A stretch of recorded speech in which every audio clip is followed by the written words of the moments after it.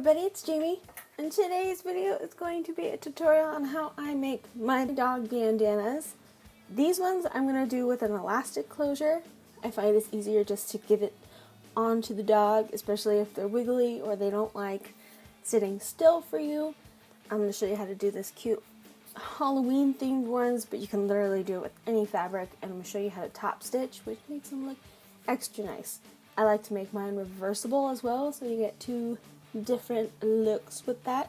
So let's get started. So first off, you're going to want to take a piece of paper and draw out your triangle. Mine is 23 3/4 on the top and a 13 1/2 on the sides.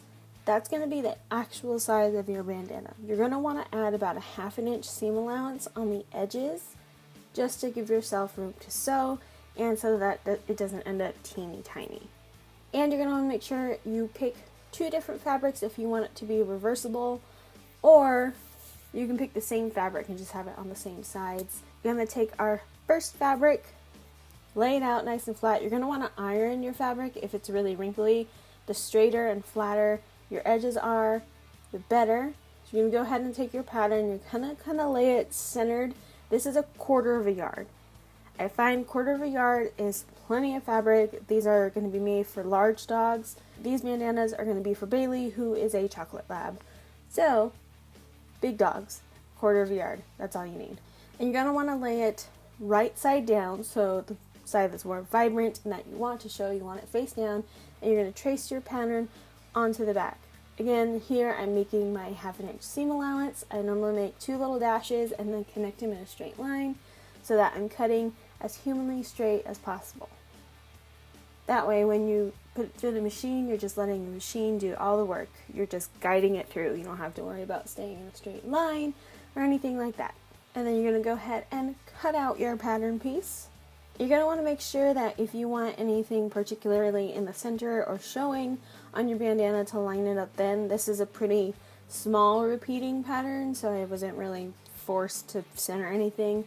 Like the ones I showed in the beginning, I wanted the Happy Halloween, and then the other one says Trick or Treat, kind of in the center, so that's why I've centered those.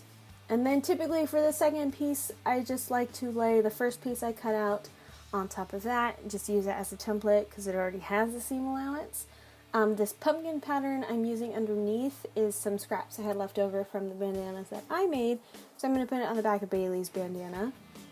And I actually didn't have quite enough to make a solid triangle out of this print, so what I did is I cut out as much of the triangle as possible and then cut at a diagonal, and then basically tacked on 2 little triangles on the end just to make it even.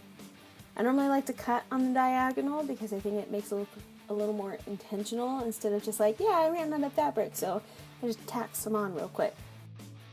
And I did make my triangles a little bit bigger than the rest of the bandana because I'm going to trim that off later. I just wanted to make sure I had enough fabric. And as you can see, they turn out like this. They turn out quite nice. Don't worry about the pencil comes out in the wash. And then you're going to go ahead and line up your 2 pieces as much as possible. You're going to take your pins and you're going to pin along where you're going to sew. I normally like to put my pins at least a whole inch in because then I can just feed it through the sewing machine and I don't have to worry about taking out pins as I go. And it does keep it together a little bit nicer. I normally along the top like to put 3 or 4 and then along the sides 2 or 3 just to make sure that it stays and it doesn't slip anywhere. And then you're going to go ahead and straight stitch through your bandana. I don't even cut the strings and move the needle. I just get to the end, twirl it around, and keep going, so that's just kind of one giant seam all the way around. And you're just going to use just the basic straight stitch. Mine's just left at the settings that my machine is left on. Nothing special, it's just a straight stitch all the way through. Now at the top, you're going to want to cut your string about, I would say maybe 1/4 of the way in. Leave about an inch, 1.5 inch gap, and then continue going. Because remember, your right sides are facing together, so you're going to want to be able to flip it out so that the right sides are showing. And you're going to want to make sure you cut off excess fabric. Like I said, I made my little extra triangles a little bit bigger, so I'm going to cut those off, and I'm also going to square off the edges just because you don't need that pointed fabric corner. Now we're going to get some elastic.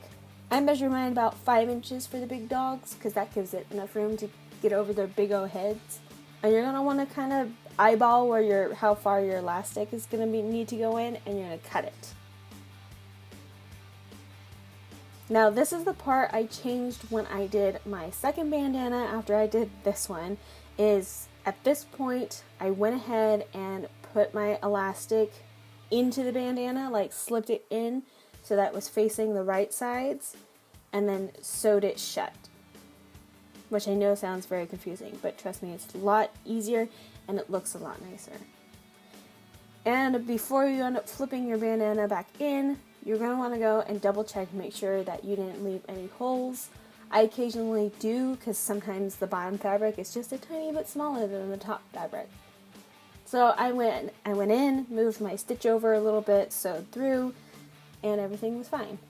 So again, this is a point where I would normally put in my elastic into the wrong side. So you're going to put it in the pocket that is currently in there, sew it shut, and then put your fingers through the 2-inch gap that you left at the top, shove it through the other side, sew that shut so that the elastic is on the correct side, and it makes the seam a lot cleaner. And you're going to want to go ahead and flip your bandana the right sides out, and we're going to top stitch. Top stitch is basically you're going to take the basic same straight stitch that you used before, but you're just going to go over the top of it. So you're going to want to make sure that your seams are nice and flat and pressed all the way out. You don't want any weird wonky seams. You can iron your seams at this point to get them nice and flat. I find that I don't necessarily have to with basic cotton fabrics. I just got to make sure to pull the seam on the inside as far as I can so that I can feel it and that the fabric it lays flat. And you're just going to want to top stitch all the way around. This top stitch will close up that hole we left for turning it around, and for this bandana it'll end up putting my elastic in as well. And there you have it, a beautiful bandana. These ones are Halloween themed, so they're super cute and I love them, but I've literally made them for my dogs for pretty much every holiday, and they're so much fun. My dogs really like them. One dog doesn't like to wear his little costumes. One dog, Maya, she loves to wear her costumes. But he doesn't mind wearing a bandana. I find that they're lightweight enough and they're just super cute. So I hope you guys enjoy this tutorial. Don't forget to subscribe and all of that. And I will see you guys sooner rather than later. So goodbye.